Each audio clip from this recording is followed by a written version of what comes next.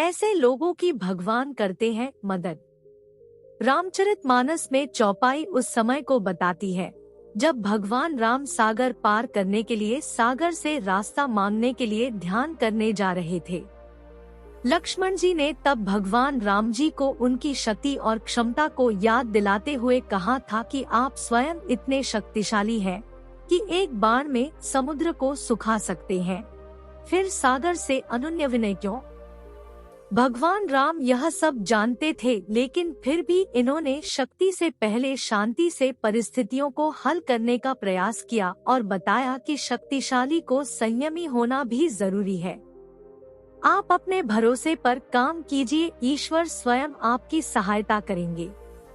भगवान की होती है मर्जी। रामचरितमानस के बालकांड में भगवान विष्णु के रामावतार का कारण और भगवान की लीला का उद्देश्य समझाते हुए यहाँ भगवान शिव कहते हैं, कोई भी इस भ्रम में न रहे कि वह सर्वज्ञानी है या कोई हमेशा मूर्ख ही रहेगा। भगवान की जब जैसी इच्छा होती है तब वह प्रत्येक प्राणी को वैसा बना देते हैं। इसलिए कभी किसी चीज का अहंकार नहीं करना चाहिए। जो अहंकार करते हैं वह समाज में कभी आगे नहीं बढ़ पाते। राजा में होती है ये चीजें।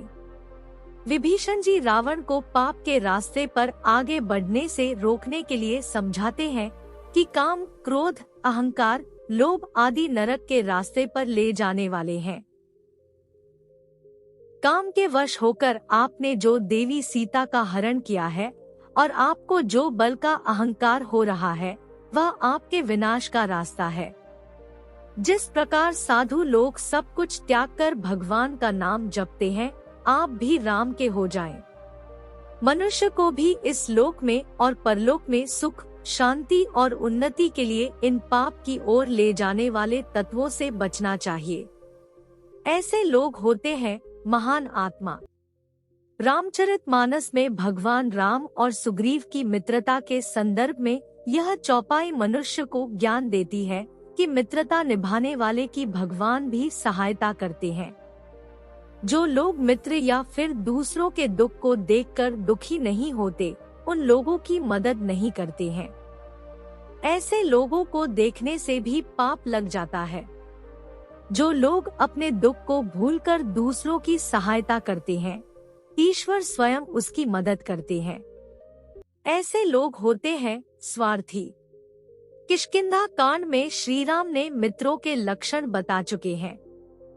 उन्होंने कहा कि अच्छा मित्र जीवन में बड़ी उपलब्धि है।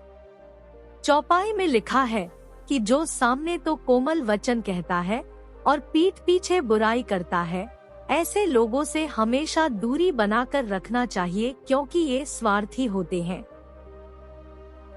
भगवान राम अपने भाई लक्ष्मण से कहते हैं कि हे भाई, जिसका मन सांप की चाल के समान टेढ़ा है, ऐसे कुमित्र को तो त्यागने में ही आपकी भलाई है।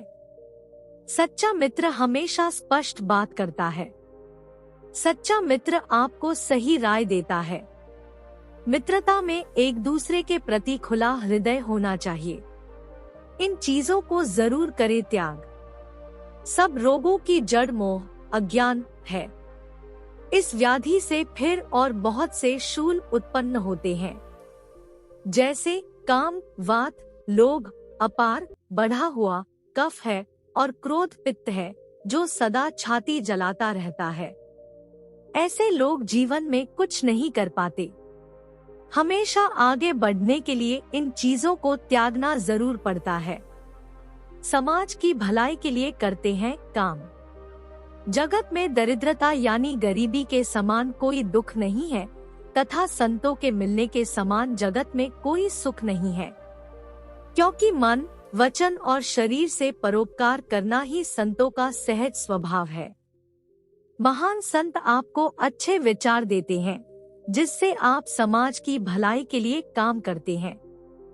आपके हाथ में हैं ये चीजें। भले ही लाभ हानि, जीवन मरण ईश्वर के हाथ हो, लेकिन हानि के बाद हम हार मानकर बैठे नहीं। ये हमारे ही हाथ है। लाभ को हम शुभ लाभ में परिवर्तित कर लें यह भी जीव के ही अधिकार क्षेत्र में आता है। जीवन जितना भी मिले उसे हम कैसे जिए यह सिर्फ जीव अर्थात हम ही तय करते हैं। मरण अगर प्रभु के हाथ है तो उस परमात्मा का स्मरण हमारे अपने हाथ है।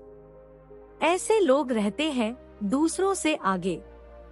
भगवान राम छोटे भाई लक्ष्मण से कहते हैं कि पूरी लंका नगरी ऊपर से नीचे तक सोने से मढ़ी हुई है, फिर भी हे लक्ष्मण यह मुझे जरा भी अच्छी नहीं लग रही।